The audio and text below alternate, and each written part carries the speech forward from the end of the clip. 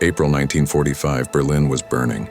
The city that once ruled Europe was now a graveyard of fire and ash. The Third Reich was collapsing under its own weight. Its streets turned to rubble and smoke. But in that chaos, one man vanished into history as if swallowed by the smoke itself. General Friedrich Adler, a decorated officer, a man known for his ruthless precision and quiet genius. He wasn't just another soldier. He was the mind behind the machinery that kept Germany alive when everything else was falling apart. And when the end came, Adler didn't surrender.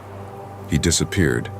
Witnesses said they saw him near the Tiergarten, stepping into a line of 3 black staff cars, each marked with unfamiliar insignia.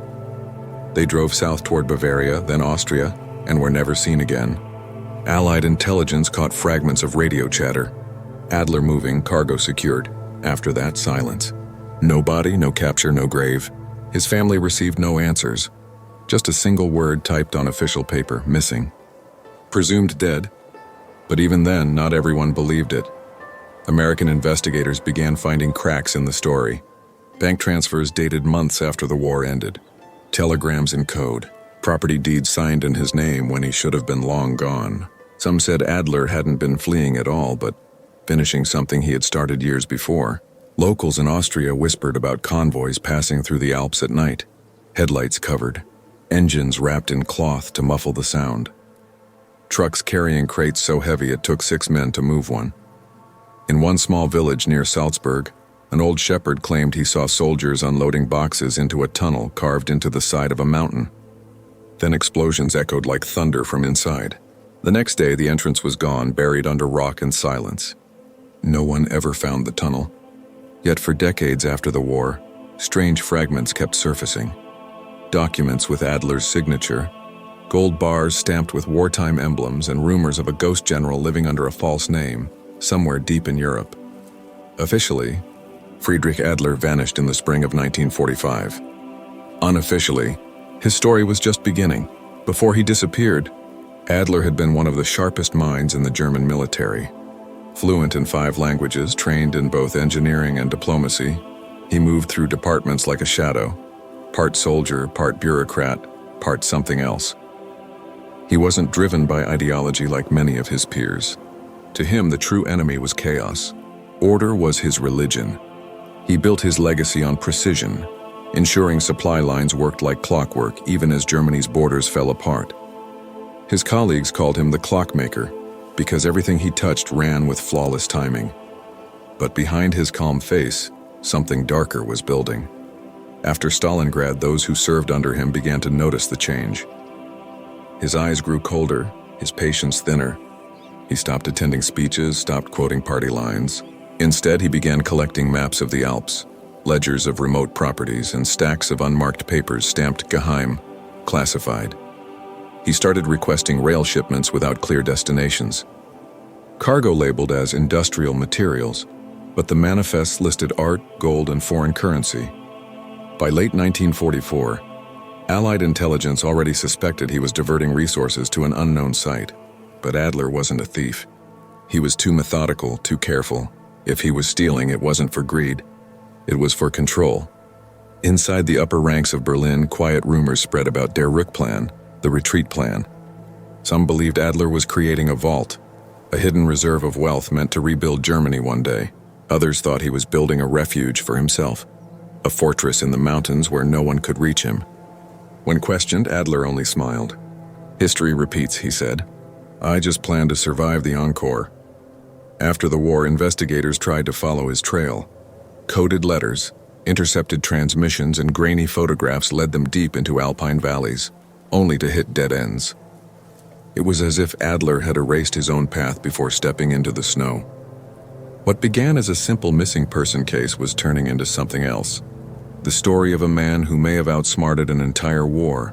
April 1945. The world was collapsing faster than anyone could believe.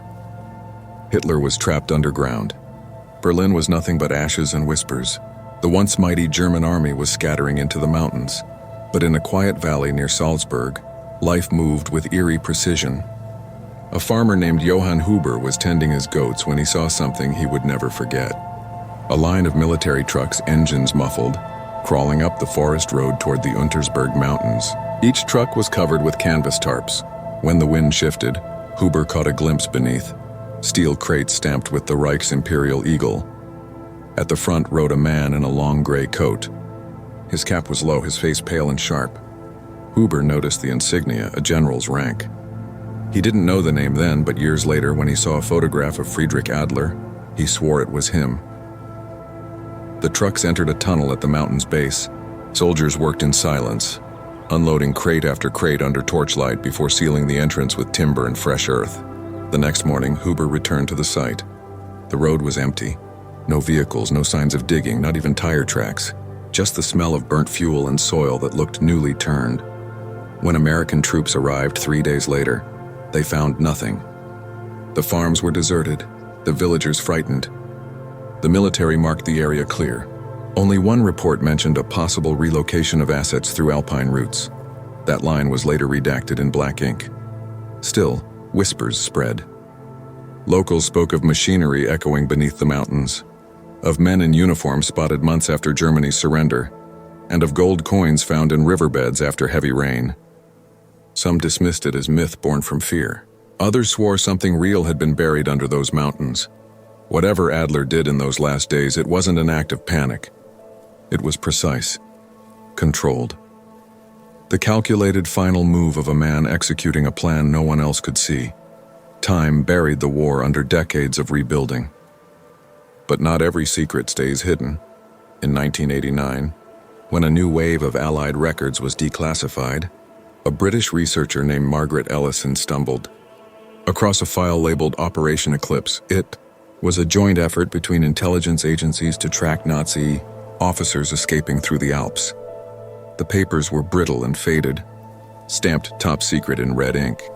Inside were lists of names, officers captured, executed, or confirmed dead. Each name crossed out neatly in blue pencil, but 3 names remained untouched. The last one read, General Friedrich Adler. Status, unconfirmed. Ellison kept reading. Eclipse agents had traced Adler as far as southern Germany before losing him somewhere in the narrow passes near the Austrian border. And that was where the trail went cold. Embedded deep in the mountain's core, they found a metal hatch sealed tight with rust and time. The historian's voice broke the silence. This can't be real. Lucas leaned closer, brushing away dust and moss. Faint Latin words curved above the hatch, almost hidden by age. Silentium est salus. Silence is safety. The phrase clung to the cold air, unsettling and deliberate. They worked for hours, clearing debris until a massive stone doorway took shape. It wasn't the rough work of miners or soldiers, but something intentional, architectural, exact.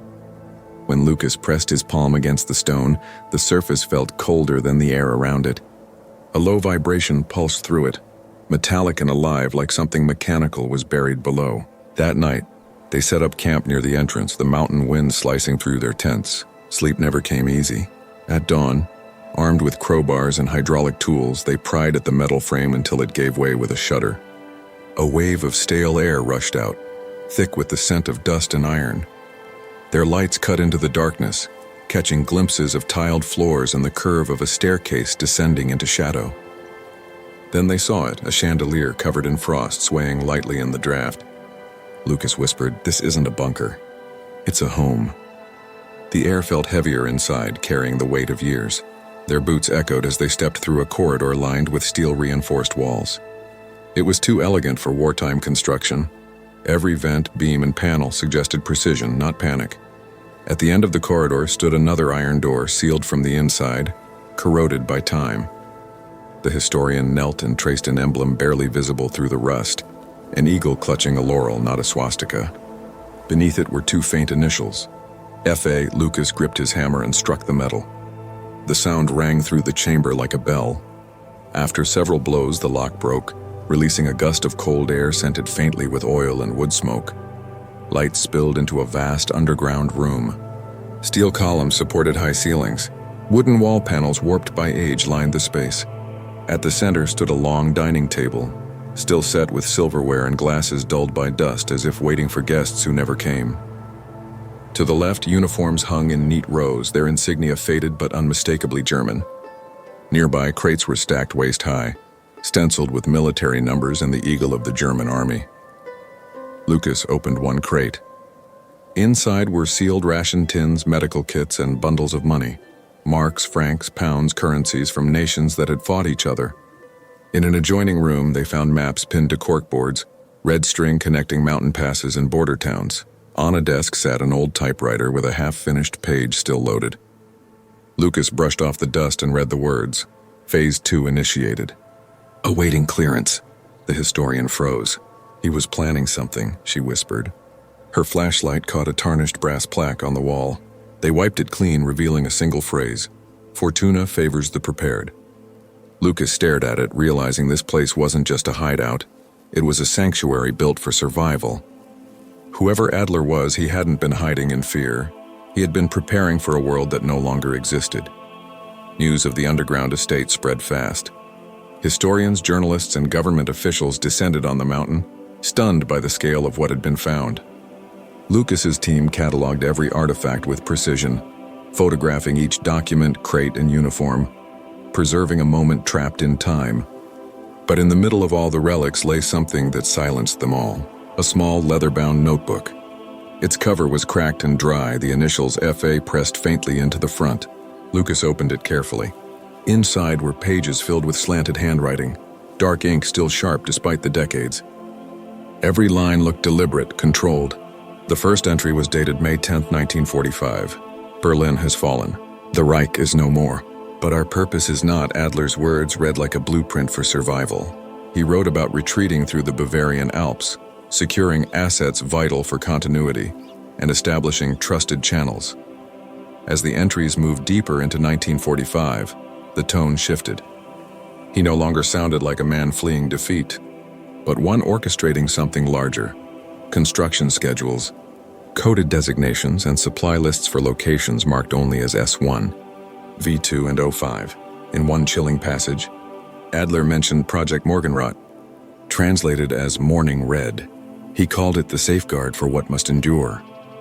Another note read, "The circle holds firm. Each man sworn, each refuge sealed until the dawn returns." The historian's voice trembled as she read. He wasn't alone, she said. He had others. The entries continued into 1947. Adler's writing grew erratic. He spoke of voices on the radio, of outsiders tracking his signals, of the valley echoing with engines. The final lines broke from the steady hand of a planner into the frantic scrawl of a hunted man. "They are here. I can hear the engines in the valley." The last sentence, written in red pencil, read only, "The silence must hold." After that, the notebook went blank. Lucas stared at the final page for a long time, the air around him still and cold. It was clear now Adler hadn't simply vanished. He'd been waiting for something the world never learned to name. For weeks, the team pored over the journal, decoding fragments and comparing them with wartime intelligence. Linguists, cryptographers, and historians worked side by side, tracing the network Adler described.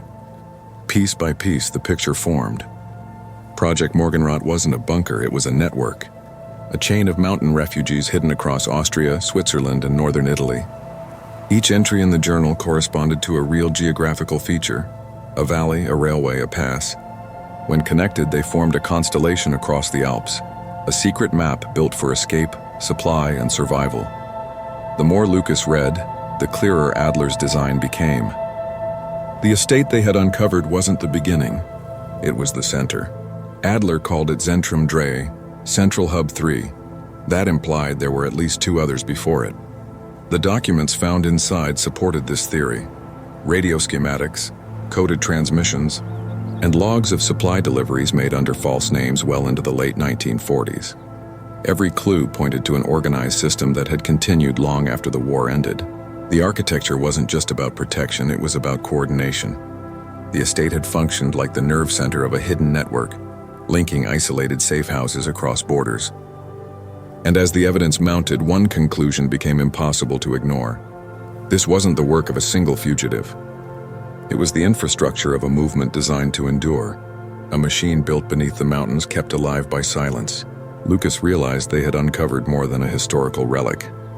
They had found the shadow of an idea that refused to die. Buried deep inside the mountain, They discovered a metal hatch fused by rust and decades of neglect. The historian's voice broke the stillness. "This can't be real." Lucas leaned closer, brushing away layers of moss and dust. Above the hatch, barely visible, curved Latin words read, "Silentium est salus." Silence is safety. The letters seemed to cling to the cold air, deliberate and unsettling. They worked for hours, clearing debris until the outline of a massive stone doorway emerged. This was no crude wartime bunker. It was intentional, precise, architectural. Lucas pressed his palm against the cold stone. It felt sharper than the surrounding air. A faint vibration pulsed through it, metallic and alive, like something mechanical lay buried beneath. That night they camped nearby, the mountain wind cutting through their tents. Sleep was a distant thought. At first light, armed with crowbars and hydraulic tools, they forced the hatch open. With a shudder, it gave way. A wave of stale, iron-scented air rushed out, thick and biting. Their headlamps pierced the darkness, illuminating tiled floors and the curve of a descending staircase. Then they saw it, a chandelier frozen in frost, swaying slightly in the draft. Lucas whispered, "This isn't a bunker. It's a home." The air carried decades of stillness, heavy and tangible. Their boots echoed as they stepped through a corridor reinforced with steel beams. This wasn't wartime expediency. Every panel, every vent, every detail spoke of deliberate precision, not haste. At the corridor's end stood another iron door, sealed from within, corroded and layered with rust. The historian knelt and traced an emblem on the surface, an eagle clutching a laurel, not a swastika. Beneath it, faint initials, F.A. Lucas raised his hammer and struck the metal. The sound rang through the chamber like a bell, deep and hollow. After several hits, the lock gave, releasing a gust of cold air tinged with oil and faint smoke. Light spilled into a vast underground room. Steel columns supported high ceilings, while wooden panels warped by time lined the walls. At its center was a long dining table, still set with silverware dulled by dust, as though awaiting guests who never arrived. To the left, German uniforms hung neatly, their insignia faded but recognizable. Nearby, crates stacked waist-high bore military numbers and the German eagle, silent witnesses to the past. Lucas pried open a crate. Inside were sealed ration tins, medical kits, and bundles of currency, marks, francs, pounds from nations once at war. In an adjacent chamber, maps were pinned to corkboards, red strings linking mountain passes to border towns. On a desk rested a typewriter with a half-finished sheet still loaded. Lucas brushed off decades of dust and read, Phase 2 initiated, awaiting clearance. The historian froze, her voice a whisper. He was planning something. Her light fell on a tarnished brass plaque. Carefully, they wiped it clean. Fortuna favors the prepared. Lucas understood. This place wasn't a simple hideout. It was a sanctuary, meticulously constructed. Whoever Adler was, he had prepared not out of fear, but for a world that had ended. News of the discovery spread swiftly. Historians, journalists, and officials flocked to the site, stunned by the scale and precision. Lucas's team documented every detail. Photographs of documents, crates, uniforms, every artifact preserved in time. But one item silenced them all, a small leather-bound notebook. Its cover cracked, dry, initials F.A. faintly pressed into the leather. Lucas opened it with gloved hands. The pages held slanted, precise handwriting in dark ink, remarkably preserved. Each line deliberate, each word weighted. The first entry, May 10th, 1945. Berlin has fallen. The Reich is no more. But our purpose is not. Adler's words unfolded like a blueprint for survival, not surrender. He described retreating through the Bavarian Alps, securing assets vital for continuity, and establishing trusted channels. As entries progressed through 1945, his tone shifted. Adler no longer wrote as a fugitive but as an orchestrator of a plan far larger than himself. Construction schedules, coded designations, supply rotations for locations marked S1, V2, and O5. One passage chilled them. Project Morgenrot, morning read, he called it, the safeguard for what must endure. Another read, the circle holds firm. Each man sworn, each refuge sealed until the dawn returns. The historian's voice trembled. He wasn't alone. He had others. The journal extended into 1947, Adler's writing grew anxious, erratic. He wrote of intercepted radio signals, outsiders tracing transmissions and engines echoing through the valley. The final pages broke from the measured hand of a strategist into the frantic scrawl of a hunted man. They are here. I can hear the engines in the valley. In red pencil, the silence must hold. After that, the notebook was blank. Lucas stared at the page, silence heavy around him. Adler had not vanished by chance. He had prepared, hidden, and waited for something unknown to the outside world. For weeks, Lucas and the team analyzed the journal, decoding ciphers and cross-referencing with post-war intelligence. Historians, cryptographers, and linguists worked together, tracing the network Adler had sketched. Gradually, the truth emerged. Project Morgenrot was not a single bunker. It was a network, a chain of alpine refuges across Austria, Switzerland, and northern Italy. Each entry corresponded to real geographical markers, valleys, passes, railways. When connected, the sites formed a constellation of secret safe houses, a hidden map of escape, supply, and survival. The more Lucas studied, the clearer Adler's vision became. The estate they uncovered was not the starting point. It was the hub. Adler labeled it Zentrum Dry, Central Hub 3. This implied at least 2 others existed before it. Evidence inside confirmed it. Radio schematics, coded transmissions, supply logs under false identities, all extending into the late 1940s. Each clue revealed an organized system, operational long after the war ended. The architecture wasn't just protective, it coordinated movement. The estate functioned as the nerve center, linking isolated safe houses across borders. Slowly, one fact became undeniable. This was not the work of a lone fugitive. It was the infrastructure of a movement meant to endure, a machine built beneath the mountains, maintained by secrecy and precision. Lucas realized they had uncovered more than a hidden relic. They had discovered the shadow of an idea, one that refused to die. The estate, meticulously maintained, spoke of foresight, discipline, and patience. Every tool, every document, every supply crate had a purpose. The network it represented suggested planning for decades, a strategy to survive, to operate beyond the reach of any authority. Adler's mind had extended far beyond Berlin's ruins, creating an echo that carried decades into the future. They explored further, finding living quarters, kitchens, offices, and communication rooms. All were furnished as though the occupants might return any day. The historian noted with awe the care Adler had taken. Air vents hidden in walls, reinforced steel beams, and tunnels connecting to nearby ridges. This was a fortress and a home combined, blending utility with comfort, secrecy with precision. Maps pinned to walls revealed complex routes through mountains, secret passes, and relay stations. Red strings connected locations with such accuracy, it was like tracing constellations across the land. Each line indicated an escape route, supply cache, or a hidden refuge, forming a network capable of sustaining people far from civilization indefinitely. Every discovery added clarity. The network, when viewed as a whole, showed Adler's intent to create survival points across multiple countries, ready for use by a select group. Every cache, every passage, every hidden room was numbered, coded, and timed for precise operations. The depth of planning suggested a man not merely hiding, but orchestrating a system designed to outlast nations. The team cataloged everything. Each object told a story. Ration tins for months of survival, uniforms for mobility and identity, maps for navigation, and journals detailing operations. The meticulous record-keeping reflected Adler's mind, strategic, disciplined, and deeply aware of history's weight. Even after decades, his design was intact, a testament to foresight few could imagine. Lucas realized the significance. The underground estate was the centerpiece of a post-war survival network.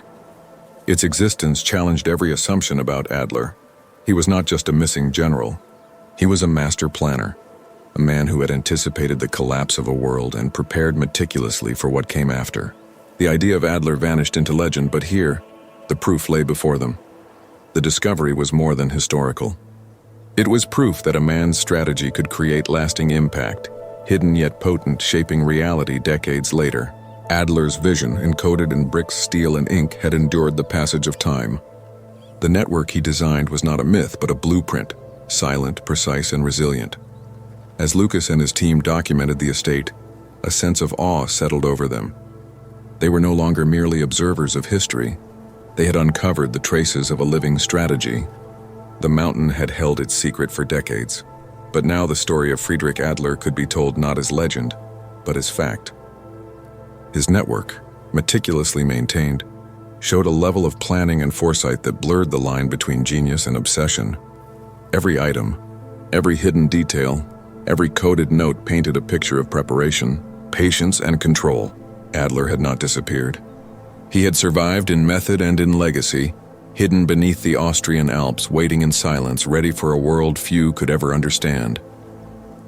The note mentioned convoys transporting cultural treasures. Another referenced civilians silenced through intimidation.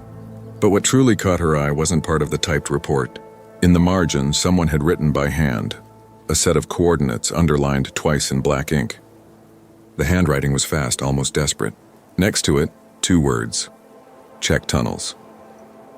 Margaret Ellison cross-checked the coordinates with modern maps. They pointed to a quiet valley in western Austria, a place without any recorded military history. Yet when she looked deeper, she found the same area had been marked off by the Austrian government for decades, labeled as a protected environmental zone. No excavation allowed, no photography permitted. She filed a request for access. It was denied.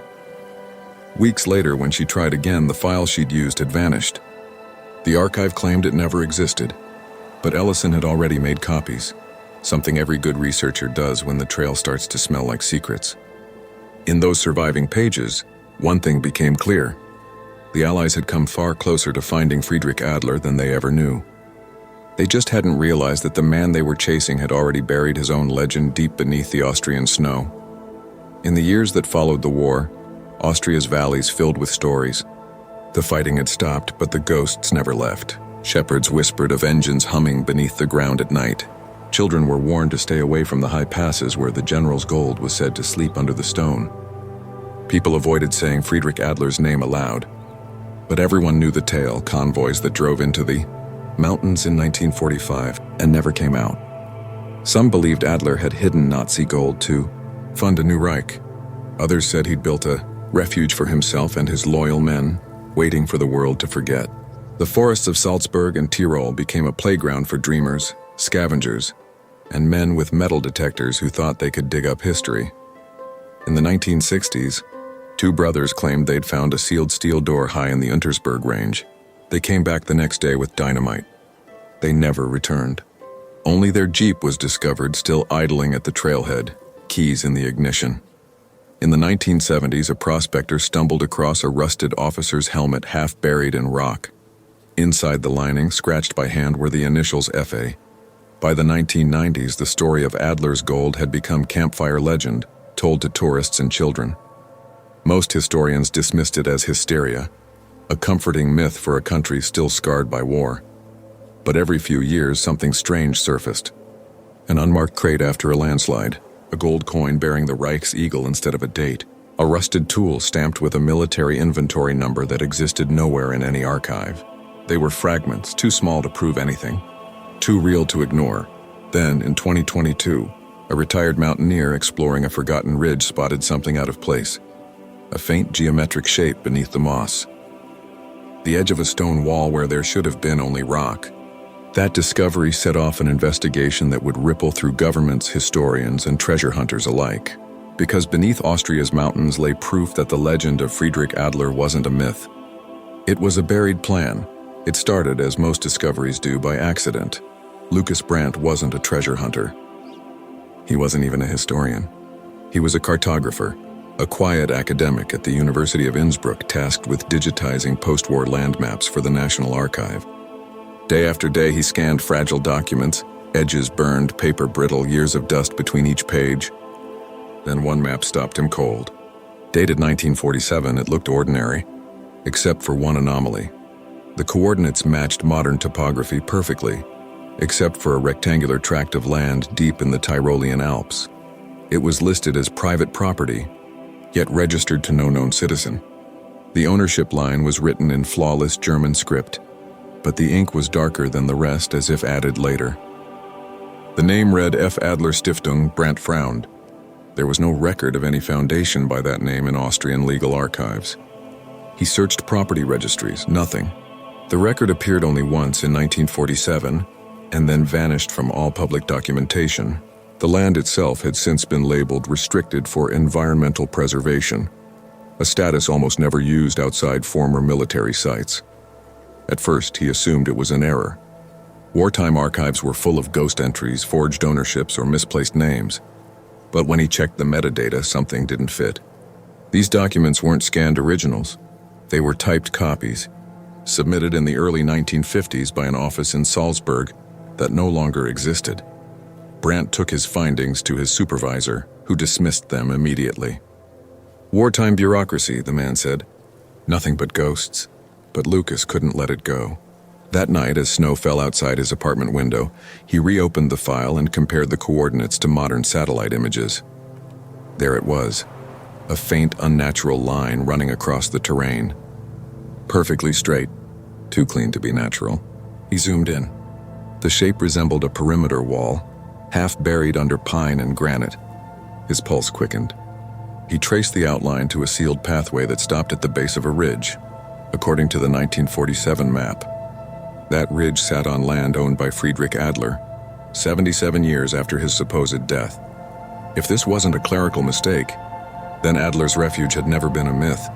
It had been hiding in plain sight. By late autumn, the snow began to thicken over the upper ridges of the Tyrolean Alps. That's when Brandt assembled a small team, a pair of graduate students, a historian from Vienna, and a local mountain guide who knew the forgotten trails by heart. Armed with the 1947 maps, GPS equipment, and quiet determination, they set out to verify the coordinates that had consumed Brandt's nights. The journey led them deep into an isolated gorge where the forest grew unnaturally still. The air itself felt heavy.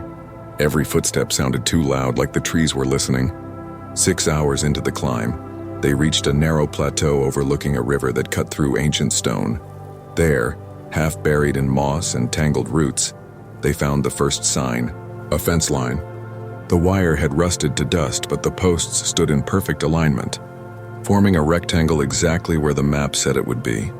A few meters away, the ground swelled in even mounds too symmetrical to be natural. One of the students brushed aside dirt and revealed cobblestone. A path, old, deliberate, leading into the trees. They followed it until it stopped at a retaining wall built straight into the mountain.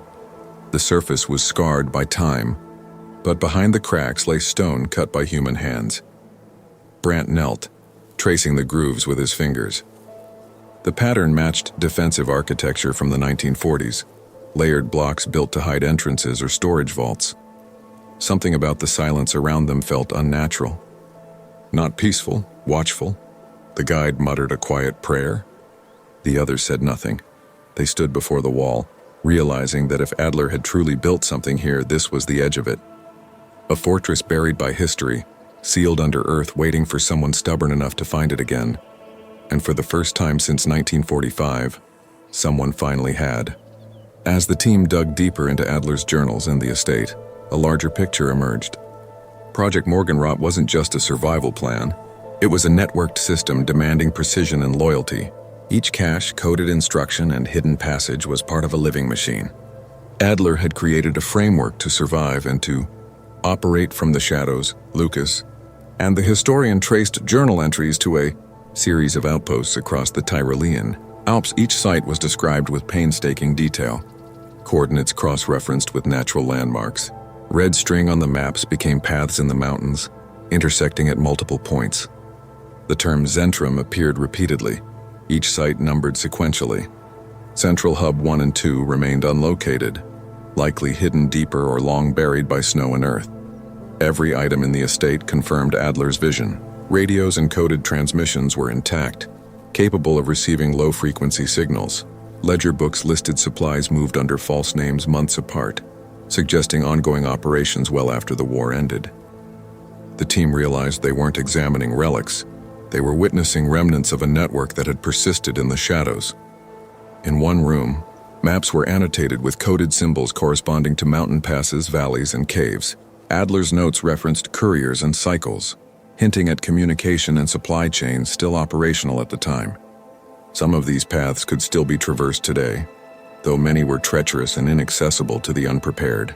The Alps themselves had become a silent infrastructure sustaining Adler's designs.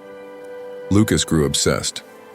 He cross-referenced Adler's coded routes with post-war intelligence reports. In some cases, supply deliveries matched unexplained movements of former German officers or missing artifacts. The estate wasn't just a hideout. It had functioned as a node in a broader network stretching beyond Austria.